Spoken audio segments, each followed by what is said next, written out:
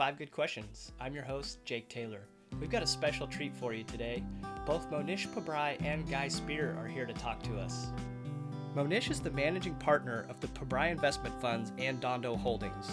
Since inception in 1999, he's grown $1 million in assets under management into over $690 million, with an annualized gain of over 17% versus 5% for the Dow. He is the author of 2 books, including The Dondo Investor. Mohnish is also the founder and chairman of the Dakshana Foundation, which is focused on providing world-class educational opportunities to economically and socially disadvantaged gifted children worldwide. Guy Spier is the manager of the Aquamarine Fund, an investment partnership inspired by the 1950s Buffett partnerships. In 2007, he made headlines by bidding $650,000 with Mohnish for a charity lunch with Mr. Buffett. He attained his MBA from Harvard Business School and also a first degree in economics from Oxford. He now lives in Zurich with his wife and 3 kids. Guy recently published his first book, The Education of a Value Investor. Here's part 1 of 2 of our interview. Enjoy. Welcome, everybody. We have a special treat for you today. We have 2 premier investors that we're going to talk to, Mohnish Pabrai and Guy Spier. Guys, we really appreciate you coming on the show today. It's a really big pleasure of mine. You guys are both 2 of my biggest heroes. So, you guys got to talk with Mr. Buffett over lunch, and this is like my mini version of it. Although I think I'm paying a little bit less than you guys did. Okay, so you guys ready? We'll just jump right into our questions here, and this is going to be the first part of a 2-part series. So, just so everyone knows. Question number 1 is, both of you use a very unique structure for your funds that you manage. Where did you guys find that structure, and why do you think that it's so special? And what is that? How has it allowed you to be so successful? I do not have a pure 0% management fee and 25% of the profit structure, even though I'd read that Warren Buffett had done that. I had to meet Mohnish Pabrai, where I saw that structure and I heard him talk about it. And I had to listen to him talk about it for about 5 years until I implemented that in my fund. And even then, I implemented it in a way that left the existing investors and the existing arrangements intact. So even though I'd read all about Warren Buffett, I did not fully understand the importance of cloning that fund structure utterly accurately. So I have started feeling the benefits of that structure only over the last 5 years or so, as the proportion of the investors who invested in that share class have increased in the fund. And I would tell you that it's absolutely extraordinary, because there are some benefits to it that I would never have predicted. I think that the people who invest in that kind of fund, where they say, "Oh, I'm not paying the manager a fee, I'm only paying him a portion of the profits," is a very special kind of person. And so, for example, one of the benefits is that I almost never go on marketing calls. But let's see what Mohnish has to say. I'll stop now. Basically, the structure was copied from Warren Buffett, and I copied the structure in '99 when I started, because I had never worked in the hedge fund industry. I wasn't even aware fully of the hedge fund industry. I wasn't even fully aware of the rules. I was very familiar with the Buffett partnerships. Those rules intrinsically made a lot of sense to me. And so I mindlessly cloned those rules of the 0% management fee, 6% hurdle, 1/4 over 6%, because all of that made sense to me to be in alignment with investors and not talk about holdings and so on. And it's only a few years after the funds were up and running that it dawned on me, as I was seeing the power of that model, that for a small sliver of humans, what I would call a small sliver of enlightened humans, those rules are quite important, and they've helped the funds grow and scale and be in alignment over time as a result. you'd say probably one of the best things is that you get a class of investor that you wouldn't have otherwise been able to get, basically, or at least you attract the right tribe to what you're all about. I mean, I think that basically, if you're a McDonald's offering a certain type of service, you're gonna attract a certain type of clientele. And if you're a fine dining French restaurant, you're going to attract a certain type of clientele. And the fine dining French restaurant patron going into a McDonald's may not be that happy.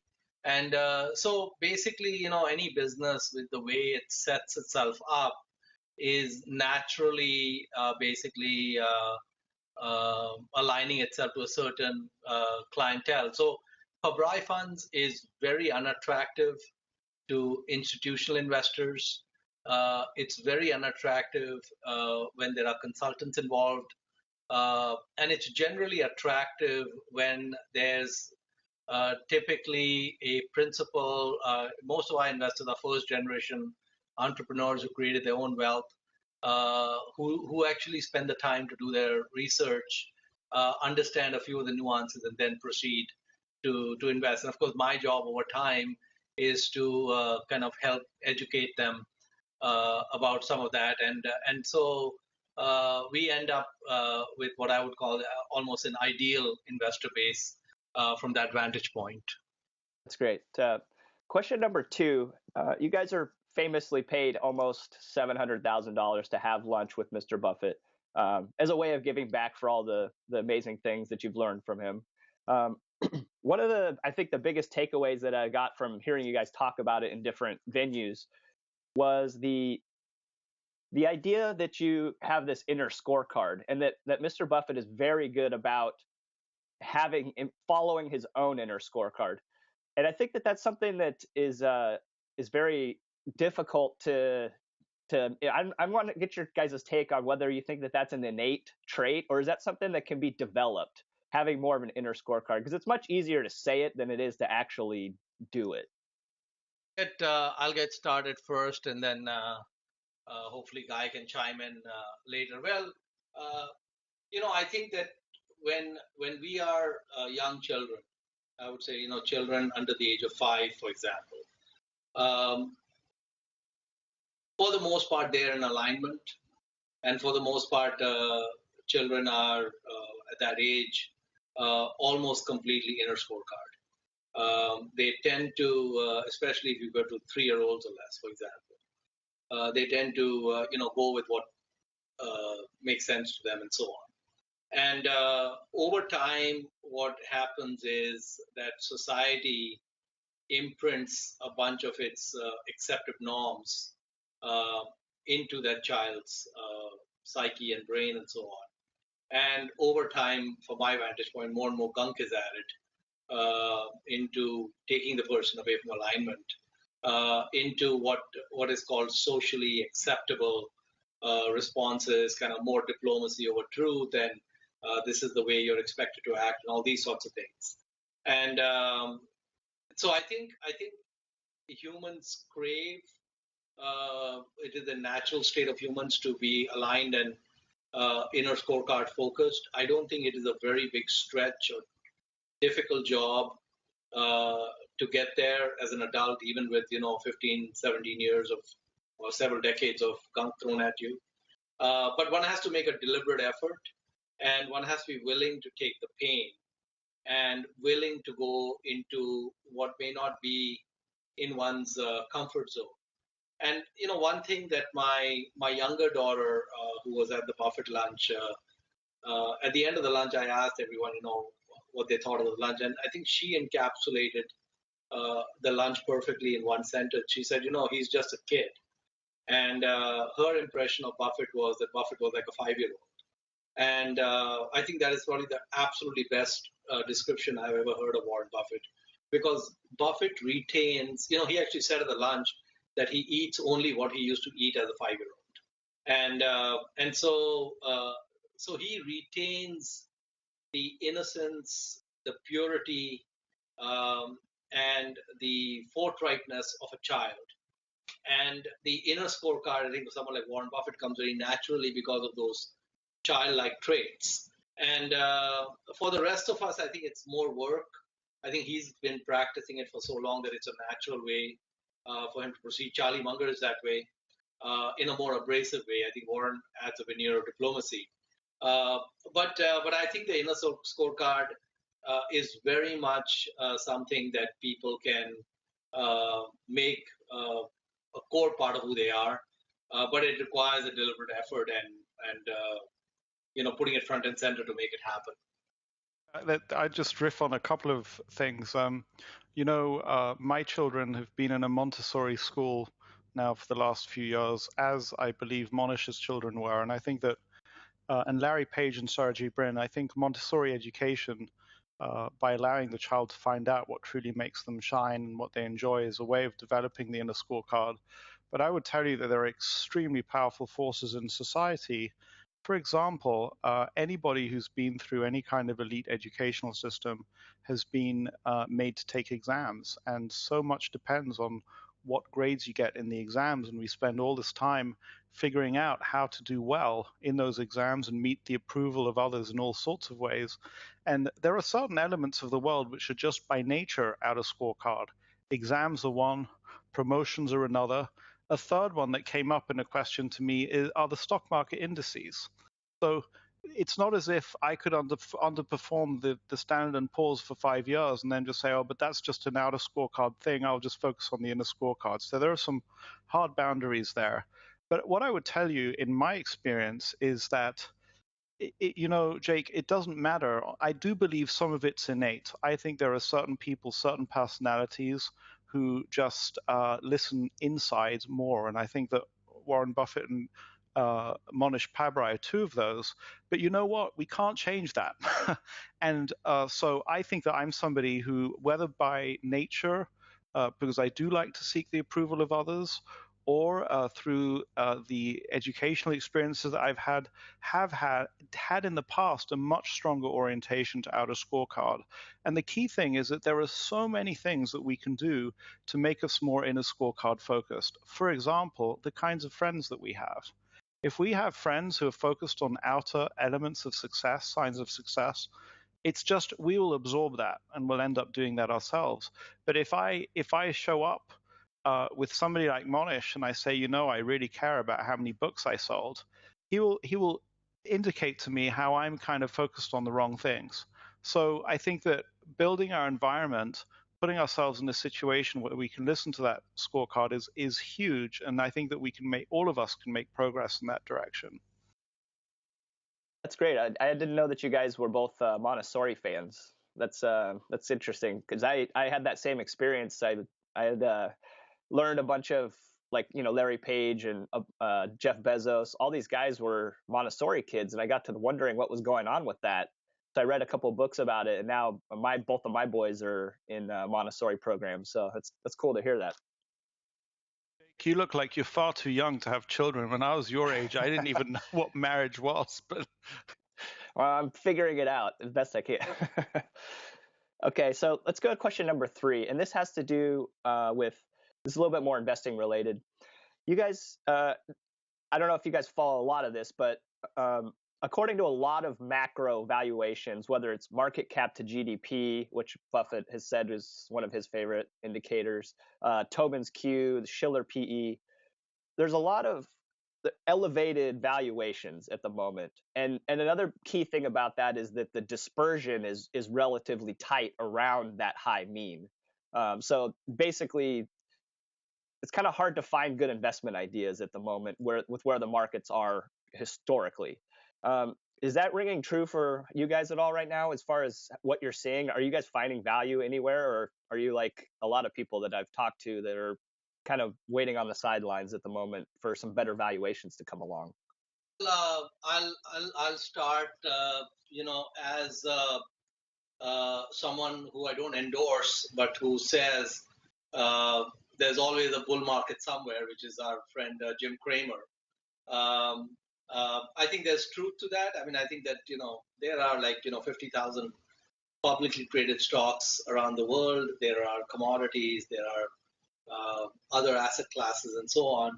And the the world is continuously going through different kind of nuances and turmoils and, areas of euphoria and areas of panic and so on. So um, there are always opportunities around.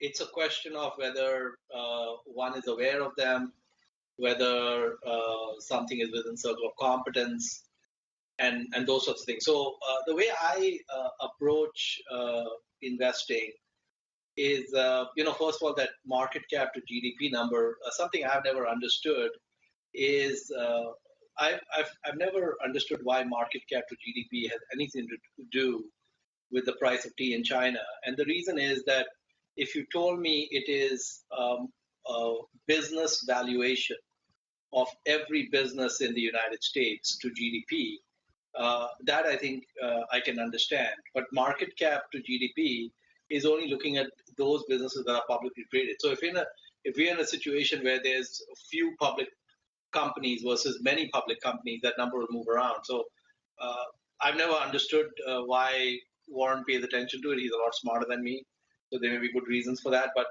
to me, there is no point. I don't even know where that number is right now, and I quite frankly couldn't care less what that number is. I don't care about what the Schiller numbers are.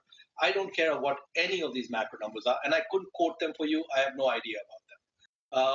My take is that when a specific business you're looking at has a value that hits you in the head with a 2x4, where you don't need more than third grade math, where the PE is 3 or something, and it's blindingly obvious that it's within your circle of competence and ultra cheap, then you should act. And in almost all other circumstances, regardless of what Schiller is saying or those ratios of market cap to GDP is saying, you should not act. So it gets down to specific businesses and whether you can understand the businesses and what you think they're worth and what they're available for. Let me add a little bit of nuance to the question. I think what I'm getting at is that there's times where it's obvious that it's a great time to be fishing, and there's other times where it might not be as obvious. And I wonder sometimes with the way that the human mind works about like talking yourself into seeing value sometimes, that you might be better off, taking a vacation when valuations across the board are generally high. It's probably not a great time to be really digging through potentially. That's kind of what I think I'm getting at. Well, my answer, and certainly I'd like to hear Guy's views, but my answer is that first of all, there's a need to cull the data set. The data set is too large at any time, whether the markets are undervalued or overvalued. The data set is too large to go through. And a great way to cull the data set is to be a shameless cloner. And so identify 10, 15, 20 investors, look at the top 3, 4, 5 holdings, look at the ones that you think are within the circle of competence, look at the ones that you think are ultra cheap. That's a pretty quick list to go through. And if you go through that and you find there's nothing to do, then certainly go fishing, no problem. Or in Guy and my case, go biking. And if you find there's stuff to do in that space, then by all means go ahead. But I don't think one should take a mindset of, oh, markets overvalued, there's nothing to do. Pabrai Fund started in July of '99, and from the first 12 months we were up more than 70%. And that included the implosion of the Nasdaq in March. And in fact, for the first 8 years of the fund, we never had a down year. And 2000, 2001, 2002, these were terrible years for the stock market if you were invested. But we had no problem finding things to do and generating good returns. So you, in fact, that was a time when the dot-coms was sucking so much money out of the rest of the economy that things like Berkshire Hathaway and others got really cheap. So you were able to pounce on those. I would say that that today, if you had the stomach to look at stocks in Iraq and Syria and those wonderful geographies, I'm sure you find some stellar bargains in different asset classes there. Apropos of those geographies, Jake, I was this weekend in Malta, and Malta is very close to Libya. And I can tell you, I met a number of business people who own all sorts of businesses in Libya. Now, many of these were private businesses, but there's some extraordinary opportunity in Libya right now. I think that, everybody always says that then it was easy and now it's hard. And I would tell you that to sit around waiting for a time when the world is in panic, like 2008, the vast majority of people are beset in those periods with other problems, like they have a lot of redemptions from their funds, or they're getting fired, or there's all sorts of other turmoil that prevent them from investing. And I was just thinking, as Mohnish was talking, imagine, look at if you've watched sumo wrestlers.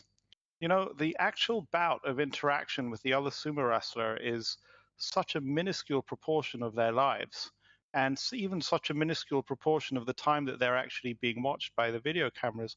All the rest of the time is preparation.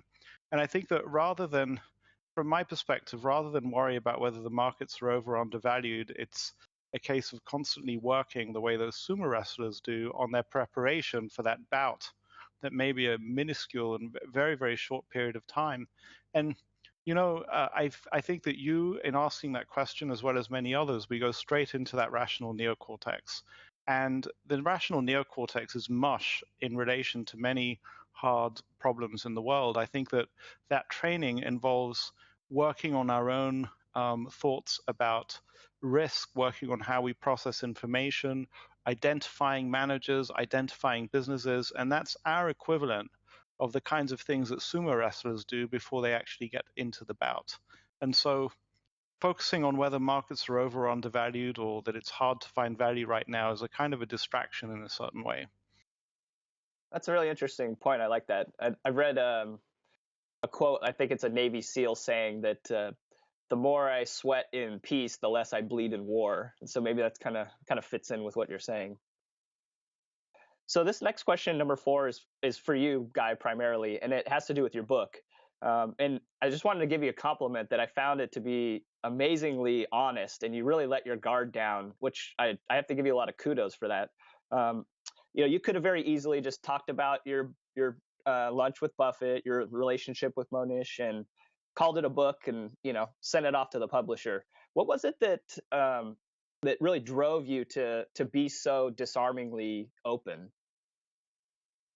Well, thanks for the compliment. I just want you to know that I think that I would not have been able to produce a book of that quality on my own. I had some extraordinary help from a great editor and 2 collaborators, an early collaborator named Jessa Gamble and a later collaborator named William Green.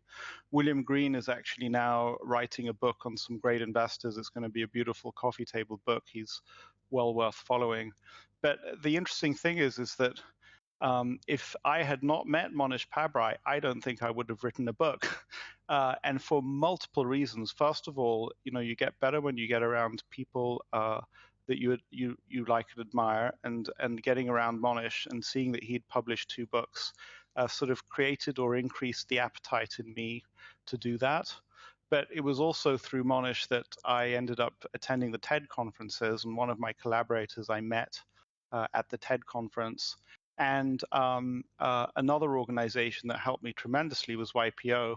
And it was because I was around Mohnish that I joined YPO. So, but then the other thing that happened, which explains this desire to let down one's guard, is that, if you get around somebody like Mohnish Pabrai, he's all about authenticity.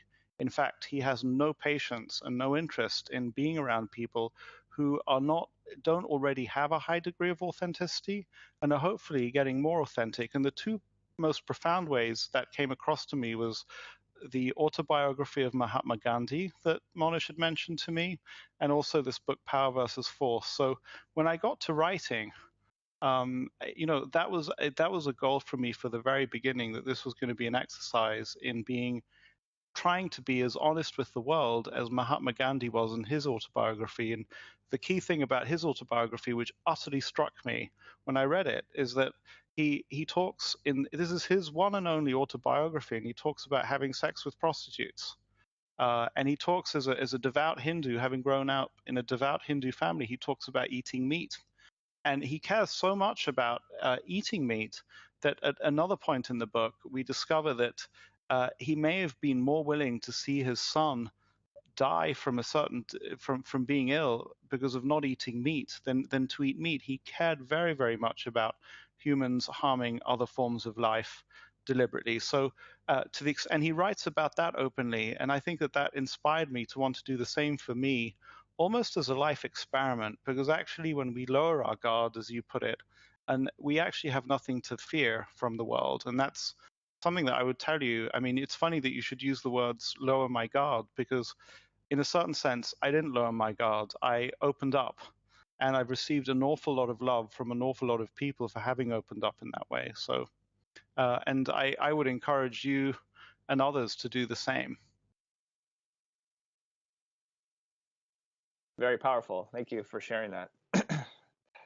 Question number 5 is, this has to do with investing moats. And there's been some interesting research that I've seen recently that points to that the underlying business economics, the moat, the high returns on invested capital, also tends to mean revert.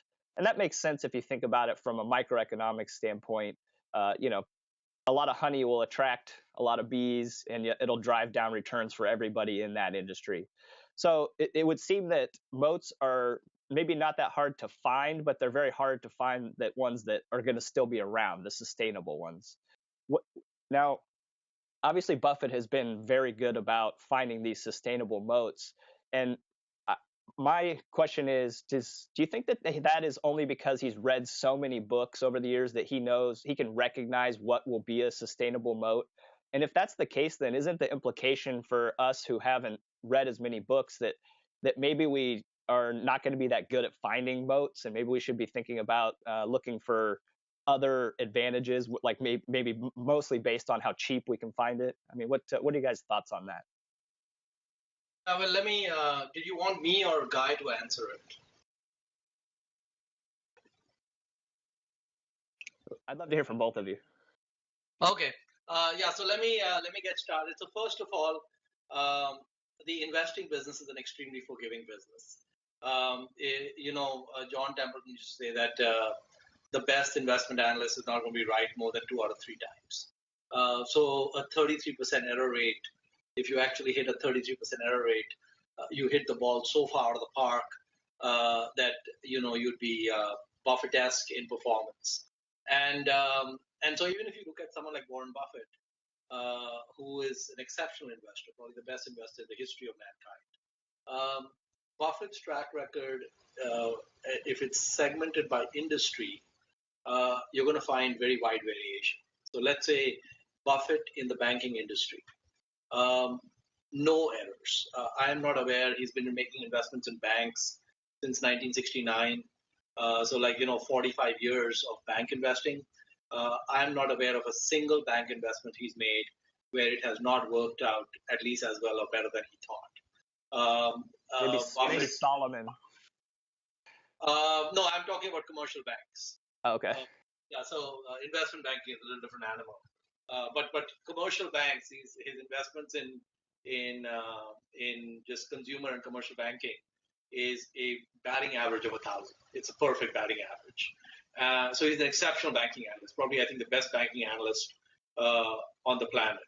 But then if you, on the other end of the spectrum, if you look at Buffett, the retail analyst, it is a horrible track record. In fact, the track record, I would say, may not be more than 20-25% correct picks, 75% being wrong on the business. So, Borsheim's and Nebraska Furniture Mart have both been, I think, home runs, but almost every other furniture operation they've bought. And these were bought after having Nebraska Furniture Mart, after having the Blumkins on board, after having the Blumkins chime in of their perspective. In fact, Jordan's furniture, for example, was recommended by the Blumkins. Horrible investment for Berkshire. So if you look at their furniture investments, if you look at all their jewelry retail investments, two areas where they had a lot of expertise before they went in, they've been a terrible track record. Insurance, it's hit or miss. Some have worked really well, and a lot of them have not. So even though we think of Buffett as the master of insurance, and so the thing is that the good news with that is that here you have the greatest investor in the world with lots and lots of mistakes all over the place. Even in manufacturing, next to shoes and so on. NetJets and so on. So there's lots of mistakes all over the place. Still an incredible track record, and that's what's exciting about this business is that you don't need to be right all the time. And yes, moats don't last, but sometimes there are some moats that can last a really long time. So, for example, one of the questions we asked Warren Buffett during our lunch with him was, my daughter asked him, what's his favorite business or all the businesses Berkshire owns, and he didn't even hesitate for 2 seconds. He said it's Geico, and I think the reason he likes Geico is because that moat has only been widening from 1950 till today. It's a 50, 55-year, 65-year run. Actually, it's almost a run from the founding of Geico, right from the beginning. They had a couple of hiccups on the way, but pretty much the moat has widened almost throughout the time. In fact, when the internet came along, it dramatically widened that moat. And at some point, when we have driverless cars, that moat is going to disappear. But we're quite a ways from there. So you can actually get once in a while. You don't need that many of them in a lifetime. You can once in a while get some pretty long runways with moats. Yeah, but I don't know if this is helpful. I look, Warren Buffett is smarter than I am, and he has read an awful lot more than I am, and he's probably an awful lot harder working. And those are all things that I can't change.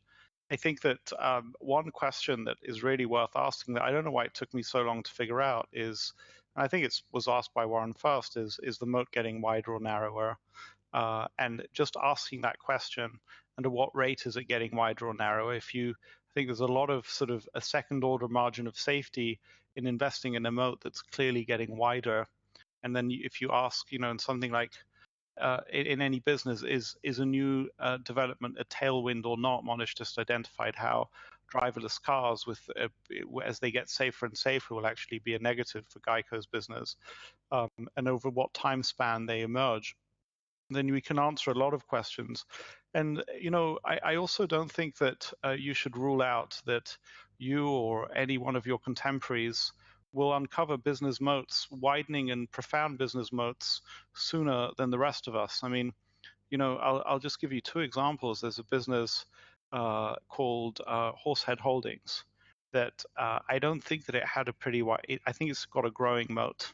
And it's something that many people aren't aware of because it's kind of been growing over the last 20 years. I'll leave you to do the research and figure it out. Or another company that only emerged recently called VeriSign.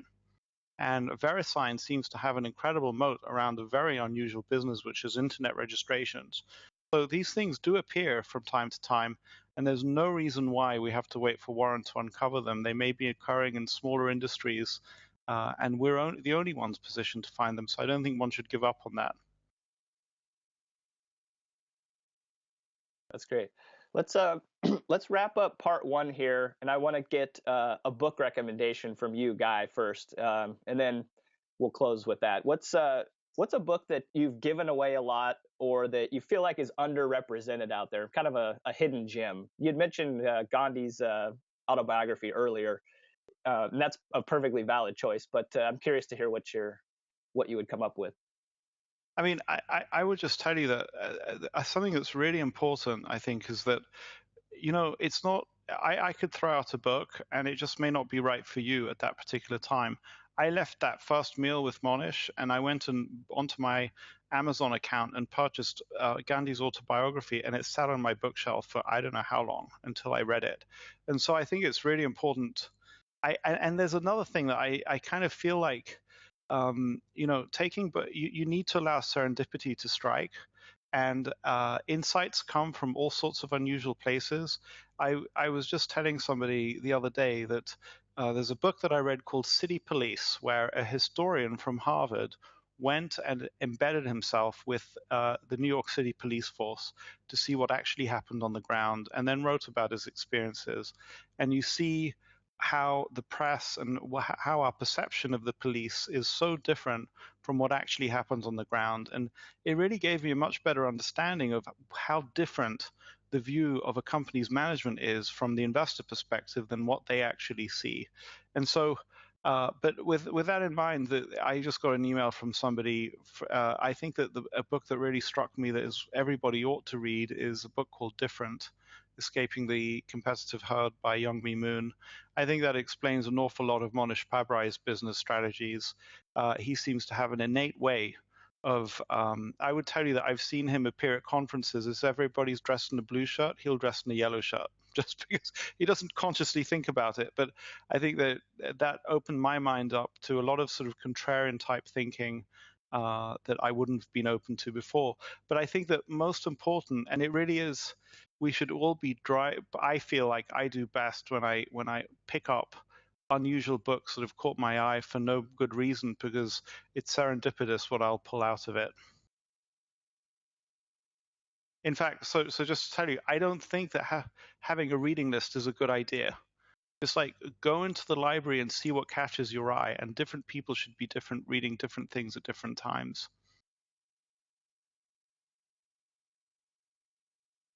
That is one way probably to differentiate your research from everyone else's.